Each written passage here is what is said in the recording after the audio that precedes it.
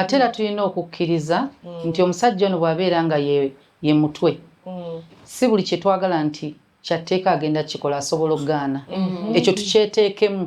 nti singa omanyi twagala okuba nga kye tuteesezza kye kitwalibwa singa agaana ogenda kukola otya ogenda kwedima ewaka ogenda butaddamu kwogera naye kubanga yagaanye agenda mu lusirika. tulina okwemanyiiza nti ne ansa omuntu bw'agamba no tekimufuula mubi gy'oli kubanga nga bwe tugambye nti amaka g'ekkanisa gye tukompeyaringako bwe tugenda ewa Katonda buli kye tumusaba kituweerawo kati lwaki tuba tulowooza nti buli lw'onobeera ew'omwami oleese ekiteeso alina okukitwala osobola ekiteeso n'omugamba omanyi twandiguze ku Entebbe Road ennyumba kubanga gwe gy'owulira gy'oyagala n'agamba nedda Masaka Road omulala agamba nze tontwala mu kyalo nzani yagamba nze ngenda ebyo gwe genda obizimba ojja gibeeramu wekka n'omukazi omulala alangiridde sinze eyo giteekamu bakazi balala sinze